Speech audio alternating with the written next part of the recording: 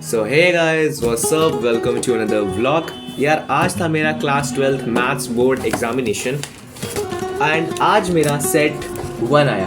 आपको पता होगा कि पिछले कुछ एग्जाम्स में यानी 3 एग्जाम लगातार मेरा सेट 3 आ रहा था, लेकिन इस बार मेरा सेट आया है 1। और कंपैरेटिवली अगर मैंने सबसे पूछा ना, जितने भी मेरे फ्रेंड्स हैं या फिर जो ऑनलाइन टीचर्स हैं जो यूट्यूब पे लाइक पोल्स वगैरह करते हैं, तो उनके अकॉर्डिंग सेट 3 और सेट 2 थोड़े हार्ड थे, बल्कि कंपैरिजन में सेट 1 उतना हार्ड नहीं था। तो यार मेरे लिए एक ये प्लस पॉइंट था। पूरा बताऊंगा कि पेपर कैसा गया, कितने मार्क्स मेरे बन रहे हैं, कितने मैं एक्सपेक्ट कर रहा हूँ कि आ जाएंगे और कितना मेरा टारगेट था। यार देखो, टारगेट तो मेरा हमेशा की तरह फुल का ही रहता है। और ना मैथ्स का पेपर इजी था और पूरा का पूरा मैथ्स का पेपर अगर मैं तुम्हें बताऊं तो जिस बुक से वो बना था, क्वेश्चन मैच कर लेना, इस बुक से बाहर मैथ्स का पेपर बना ही नहीं था। आर.डी. शर्मा के हर एक क्वेश्चन जो मैंने करे थे वो ही मुझे पेपर में देखने के लिए मिले हैं। यार देखो, इस फॉर्म के क्वेश्चन ही इसमें आए थे, बस डेटा चेंज था, वो अलग बात है, क्योंकि बोर्ड भी पूरे के पूरे questions as it is R D. Sharma में से उठा के इसमें नहीं देंगे। अगर तुम्हें मैं अब दिखाऊं क्वेश्चन पेपर, तो सेक्शन ए में जनरली जो कि क्वेश्चंस होता है सेक्शन ए में वही क्वेश्चंस थे लाइक भाई देखो, अगर मैं स्टार्टिंग से बात करूँ, हर पेपर पैटर्न बिल्कुल वैसे ही था जैसे सीबीएसई का सैम्पल पेपर था। फिजिक्स वाला इसमें कोई भी सीन नहीं था जैसे फिजिक्स में हुआ। यार मैथ्स का पेपर कंपैरेटिवली बहुत ही ज़्यादा इजी आया था, टू द पॉइंट क्वेश्चंस थे। लेकिन जो मेन दिक्कत मुझे लगी और बाकी सबको भी लगी होगी शायद जिन्होंने भी मैथ्स एग्जाम दिया, कि यार पेपर लेंदी बहुत हो गया था।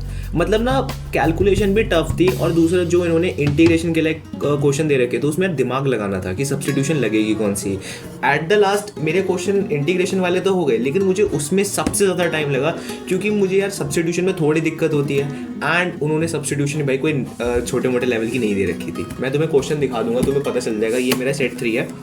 पहला क्वेश्चन जो कि बहुत ईजी था हो गया था मुझसे। दूसरा तीसरा जो एमसीक्यू थे वो हो गए थे। 4th एंड 5th क्वेश्चन में मुझे थोड़ा बहुत डाउट लग रहा है। 6th 7th क्वेश्चन ईजीली थे।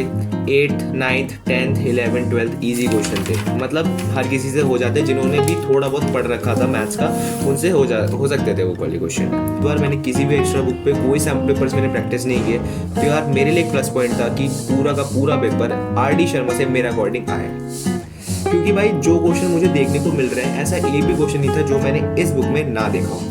आगे बात करूँ तो यार ये जो असर्शन रीजन बेस्ड क्वेश्चन थे, ग्राफ वाला एक क्वेश्चन आया था जो कि मैंने तुम्हें बता दिया था। अगर तुम याद हो तो थोड़े दिन पहले मैंने एक वीडियो बनाई थी जिसमें मैंने तुम्हें बताया था इंपॉर्टेंट क्वेश्चन हैं ये, इसके पीडीएफ पे से पढ़ के चले जाना तो हो जाएगा, मतलब एनसीईआरटी से इंपॉर्टेंट है। तो यार उस हिसाब से तुमने देखा होगा, एक क्वेश्चन मैंने उसमें ग्राफ वाला था जो कि मैंने क्वेश्चन नंबर मार्क भी कर रखा था एनसीईआरटी का, इनवर्स ट्रिग्नोमेट्रिक चैप्टर से, और वही क्वेश्चन आया है आज। तो यार कहीं ना कहीं मेरी प्रेडिक्शन सही थी, क्योंकि यार जो क्वेश्चन उन्होंने दिए थे वो भी मैंने प्रिपेयर नहीं किए थे कि ये आते हैं हर साल, वो मेरे सर ने दिए थे जिनसे मैं पढ़ता हूँ। तो यार तुमने देखा कि उनका प्रेडिक्शन भी सही था कि ये क्वेश्चन आते हैं। आगे तुम और देख लो।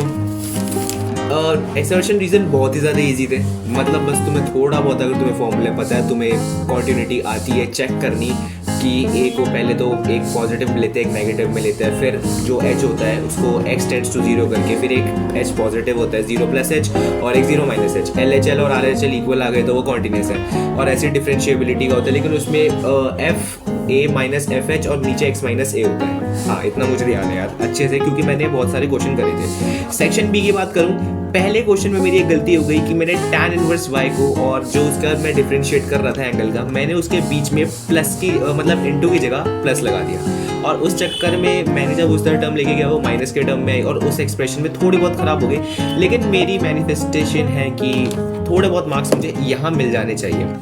उसके बाद अगर सेकंड क्वेश्चन की बात करूँ तो बिल्कुल ऑन द पॉइंट क्वेश्चन था, इजीली हो गया था। 23 बहुत इजी था, 24 भी एंड 25 भी। 25 वेक्टर्स था, तो वेक्टर्स तो बहुत ज़्यादा इजी लगता ही है। एंड अगर बात करूँ सेक्शन सी की तो 26 थोड़ा सा ट्रिकी क्वेश्चन था कि इसमें जो फॉर्मूला था ना वो बहुत बच्चों ने लगाया ½ × L × B, यानी एरिया ऑफ ट्राइंगल का, लेकिन यहाँ लगना था √3/4 साइड स्क्वायर। तुम्हारा अगर 45 भी आ गया ना तो ये आंसर भी तुम्हारा कंसीडर होगा, लेकिन तुम्हारे शायद हाफ या फिर एक मार्क्स कट जाएगा, क्योंकि अगर देखो तुमने सारा निकाल दिया 45 तक तुम्हारा निकल गया आंसर, तो भी तुम्हें मार्क्स मिलेंगे।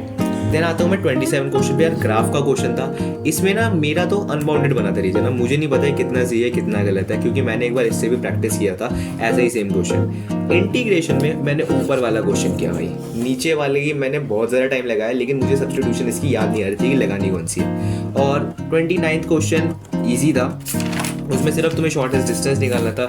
30th क्वेश्चन की बात करूँ तो मैंने बी वाला पार्ट किया, बहुत ज़्यादा इजी लगा मुझे प्रोबेबिलिटी से। एंड सेक्शन डी से पहले एक और क्वेश्चन है 31, जो कि यार उसमें एप्लीकेशन ऑफ इंटीग्रेशन का था। मुझे लगा कि ए वाई इस बार बहुत ही ज़्यादा मतलब हाई लेवल की देंगे, लेकिन ऐसा नहीं हुआ। मॉड्यूलस फंक्शन था, एक बार प्लस में एक बार माइनस में ब्रेक होता है, तो एक x माइनस एक्स और एक x जीरो था, तो यार कंपैरेटिवली बहुत ही ज़्यादा ईजी था ये वाला क्वेश्चन। और मेरे हिसाब से तो यार ये मेरे को लगा 2 नंबर में आना चाहिए, लेकिन 3 नंबर में आ गया तो ठीक है, प्लस पॉइंट है। 32 क्वेश्चन का मैंने फर्स्ट वाला किया, बहुत ही ज़्यादा इजी था। 33 क्वेश्चन बहुत इजी था। जो मेन दिक्कत थी ना यार, मैंने 34 और 35 क्वेश्चन ये मैंने मतलब मैंने ये छोड़े कि मैं लास्ट में करूँगा, ये मैंने ये सोच के छोड़ दिए थे। देन मैं आया केस स्टडी पे। केस स्टडी यार मेरी तीनों की तीनों गुड लक था शायद मेरा आज, लेकिन मेरी करेक्ट है। केस स्टडी मेरी तीनों की तीनों करेक्ट है, क्योंकि यही केस स्टडी मैंने एक दिन पहले प्रैक्टिस कर ली थी। तो यार कहीं ना कहीं ये मेरी केस स्टडी तो करेक्ट है, मुझे इतना पता चल चुका है। एंड बाकी और बात करूँ मैं तो 34 और 35 क्वेश्चन की भाई मेन दिक्कत इनकी थी। 34 में ऐसा नहीं है मैंने कुछ सॉल्व नहीं किया, जितना लास्ट में 15 मिनट बचे थे ना, मैंने ये वाला क्वेश्चन सॉल्व करने का पूरा ट्राई किया। उसके बाद 35 क्वेश्चन में मैंने इक्वेशन बना दी, बस लास्ट में मैंने सॉल्व नहीं किया। तो मुझे ऐसा लगता है यार कि मेरी अंदर से एक आवाज़ आ रही है कि यहाँ मुझे शायद 2 मार्क्स मिल जाए, शायद। देखो यार एक तो मैं लेके चल रहा हूँ, 1 या 1.5 मार्क्स तो मिलना ठीक ही है, मतलब स्टिल मैंने यार इक्वेशंस बना दी है। इसके आगे जो होगा वो तो देखा जाएगा। और उसके बाद 34 क्वेश्चन में भी कुछ शायद 1 या आधा नंबर तो मुझे मिल जाना चाहिए। सो भाई अगर मैं कैलकुलेट करूँ ना अपने, तो मेरे अराउंड 65 के आसपास बन जाए तो बहुत अच्छा है, बहुत अच्छा है। ये मैंने कैलकुलेट करे हैं। अब मुझे नहीं पता कि बोर्ड्स चेकिंग में कैसी होती है, चेकिंग कई बार लीनियंट भी होती है, कई बार बहुत ज़्यादा स्ट्रिक्ट चेकिंग भी होती है कि मतलब छोटी छोटी चीज़ों के भी नंबर काट लिए जाते हैं। अगर लीनियंट चेकिंग होती है बोर्ड की तरफ से तो यार मेरे आराम से 65 बन जाएंगे। तो मुझे इस चीज़ की मतलब मेरे लिए प्लस पॉइंट भी है, माइनस पॉइंट भी कह सकते हो कि मैथ्स में बहुत ज़्यादा एक्सपेक्ट कर रहा था मैं अपने आप से कि अराउंड मेरे 80 के मतलब 80 नहीं तो 72 के आसपास, 71 के आसपास आ जाए। लेकिन भाई नहीं हो पाया, क्योंकि जो 2 क्वेश्चन थे ना 5 मार्कर वाले, क्योंकि भाई तुमने अगर देखो MCQ में भी बहुत ज़्यादा टाइम लगता है सोचने में, फिर एक करेक्ट ऑप्शन चूज़ करने में, क्योंकि यार MCQ में ना 4 ऑप्शन है, तो तुम्हारा दिमाग 4 तरफ चल रहा होता है। तो मेरे अकॉर्डिंग पूरा का पूरा पेपर था जो RD शर्मा से आया था।